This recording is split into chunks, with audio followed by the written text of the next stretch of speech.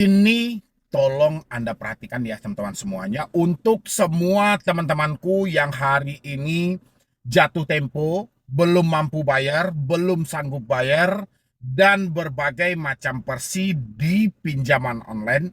Ini ada satu video, nanti setelah video ini tayang, saya akan jelaskan apa hubungannya video ini dengan kami yang galbay pinjol yang tidak mampu bayar pinjol, supaya teman-teman mendapatkan satu jawaban yang pas, karena ini adalah video dari seorang wali kota teman-teman semuanya ya. Anda boleh simain videonya dulu di pinjol manapun, tolong jangan di skip, silahkan dulu teman. Lah waktu mau beli itu duitnya nggak ada. Lah waktu mau beli itu duitnya nggak ada. Pertanyaannya, kenapa nggak beli?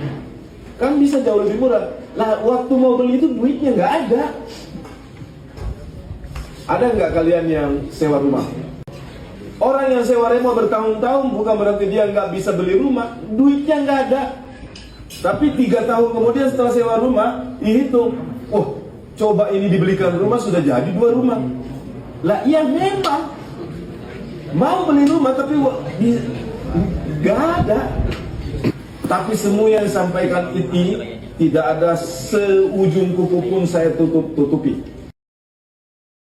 Nah, gimana teman-teman, sudah tonton semuanya? Itu adalah video dari wali kota yang mana itu sempat viral ya, sempat viral. Beliau itu merental mobil dengan nominal yang sangat fantastis, 160 juta per bulan ya. Kalau alasannya itu tadi teman-teman, duitnya nggak ada. Nah, gitu ya kan. Kenapa tidak beli? Lah duitnya tidak ada. Nah ini apa hubungannya dengan pinjol bang? Nah, sekelas wali kota aja bisa ngomong seperti itu teman-teman. Apalagi sekelas kita sebagai rakyat biasa. Kenapa tidak bayar hutang? Iya duitnya nggak ada. Kenapa harus berhutang? Duitnya nggak ada. Kenapa tidak bayar lunas? Duitnya nggak ada. Cuman itu kan jawabannya kan. Nggak ada di luar itu. Berarti apa bedanya kita dengan dia? Sama aja kan. Kita bayar hutang dengan uang pribadi. Dia bayar hutang dengan uang rakyat. Dari hasil pajak. Kan dianggarkan. Ya, harusnya rakyat yang bisa ngomong kayak gitu. Duitnya nggak ada. Kayak apa gitu loh. Nah, buat teman-teman semuanya. Jadi besok-besok, kalau Anda ditagih oleh debt collector, Anda kirimin video dari Bapak Wali Kota itu. Duitnya nggak ada. Ya, duitnya adanya kapan gitu loh. Ya kan, setelah ini terjadi, dan mobilnya itu yang dirental itu juga nggak tanggung teman-teman. Mobil apa ya, saya lupa juga gitu loh. Nanti teman-teman bisa cek aja deh. Yang jelas mobil mewah teman-teman, 160 juta. Itu berita-berita yang beredar. Cuman saya nggak peduli mau nominalnya berapa, tapi saya pedulinya itu dengan kata-kata dia yang keluar. Ya kan, kenapa harus sewa rumah bertahun-tahun? Duitnya nggak ada. Berarti sama kan? Kenapa tidak bayar hutang pinjol? Duitnya nggak ada. Kenapa berhutang di pinjol? Duitnya nggak ada. Sama, berarti sama dengan yang saya sampaikan. Kenapa tidak mau membayar pinjol? Karena duit nggak ada. Kenapa Anda meminjam pinjol? Duit nggak ada. Berarti permasalahannya cuma satu, duitnya nggak ada.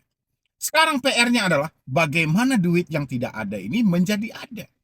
Ya, jangan samakan dengan wali kota tadi. Kalau wali kota tadi, dia sudah menyampaikan dia memang duitnya ditunggu dari anggaran negara gitu ya kan, atau dari pendapatan dari daerah itu.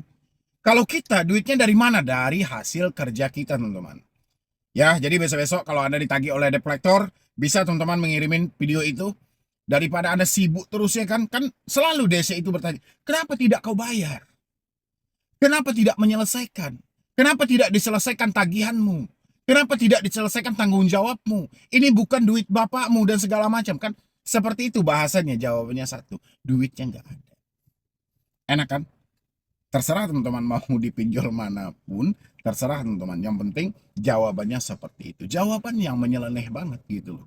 Jawaban yang kalau menurut saya pribadi, ya sekelas wali kota ya janganlah seperti itu. Iya nggak sih teman-teman? Tapi nggak apa-apa juga Anda jadikan contoh untuk teman-teman yang terjebak pinjol. Nah, kan sudah paham permasalahan kita itu letaknya di mana teman-teman. Permasalahan kita, kenapa kita meminjam pinjol? Karena duit nggak ada. Kenapa kita tidak mampu bayar pinjol? Karena duit tidak ada. PR kita hari ini bagaimana duit yang tidak ada ini menjadi ada. Apakah duit yang tidak ada ini menjadi ada seketika itu langsung muncul aja, enggak. Otomatis kita perlu bekerja dan berusaha. Nah, ketika kita bekerja dan berusaha ini ya, atau kita mencari peluang-peluang hebat buat ke depannya, apakah ini cukup dengan hanya sebatas kita duduk manis saja? Kan enggak. Kita harus bergerak, melakukan tindakan. Nah, ketika kita melakukan tindakan ini, apakah yang dibutuhkan cuman raga kita aja sementara otak kita tidak? Enggak juga. Dia harus sejalan, teman-teman semuanya. Nah, maka dari itu, tenangkanlah pemikiranmu, teman-teman. Tenangkan pemikiranmu, jangan terlalu takut yang berlebihan, jangan memikirkan hal-hal yang aneh-aneh, yang mana nanti menimbulkan kekacauan dalam dirimu, dan jangan pula berpikir melampaui hal-hal yang terjadi. Ya, contoh, misalnya kamu asetmu akan ditarik, atau tiba-tiba kamu akan dipenjara, itu kan pemikiranmu melampaui batas yang ada. Sehingga yang rusak apa? Yang rusak kamu sendiri nantinya. Kamu yang memikirkan hal buruk tersebut, kamu yang hancur. Otomatis pemikiranmu akan mentok di sana. Ketika pemikiranmu mentok, kamu akan menggelapkan semua peluang yang ada di depan mata. Ya, contoh ukuran teman mau ngajak bekerja, gak jadi. Ukuran kamu mendapatkan pekerjaan supaya dapat penghasilan, nggak bisa. Kenapa? Karena pemikiranmu kacau. Makanya penting buat teman-teman semuanya, tenangkan pemikiran Anda, jangan dikacaukan, jangan berpikir terlalu berlebihan. Saya selalu menyampaikan secara berulang-ulang kali, faktanya galbay pinjol itu tidak berat. Yang berat itu cumanlah cara kita berpikir sehingga salah dalam mengambil tindakan. Cuman ini yang salah. Ya, cuman itu, selagi kita berpikirnya dengan tepat, tindakan kita pasti benar. Tapi kalau kita berpikirnya tidak tepat, tindakan kita nggak benar. Dari mana ketidaktepatan itu? Contoh, kapan DC datang ke rumah? Ini nggak tepat untuk kita tanyakan, teman-teman. Ya, kenapa nggak tepat? Permasalahan kita bukan soal FC datang ke rumah. Permasalahan kita tidak pengen aja nih keluarga kita tahu. Berarti yang bermasalah apa? Soal diri kita yang tidak mampu jujur dan terbuka. Ya sudah, kenapa nggak ditaklukkan aja gitu loh? Kenapa kita mesti disandiwarakan? Kenapa kita mesti berbohong? Harusnya kan kita sampaikan aja. Kita jujur aja, kita terbuka aja supaya permasalahan yang tadi itu bisa kita atasi.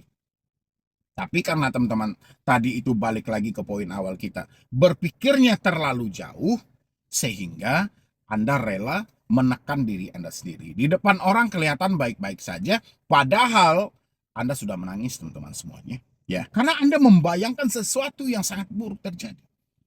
Padahal tinggal Anda jujur aja, tinggal Anda terbuka aja, perkaranya selesai. Ya kan? Semarah apapun orang tua Anda, ya tetap nggak ada orang tua yang tidak mau mengakui anaknya. Ya kan? Semarah apapun saudara terhadap adiknya, tidak ada seorang kakak yang membuang adiknya juga. Tetap aja kamu jadi saudaranya, tetap aja kamu jadi anaknya. Cuman cara berpikirmu aja yang berbeda.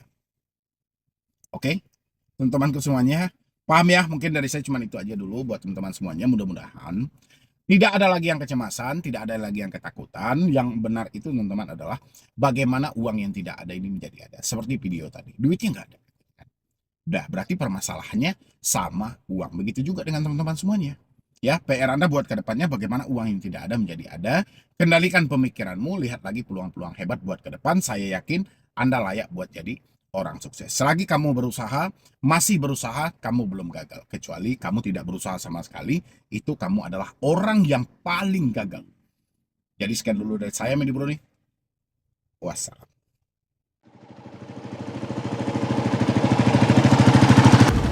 Kalau mobil Defender itu sewa dan itu mobil tamu, bukan mobil wali kota.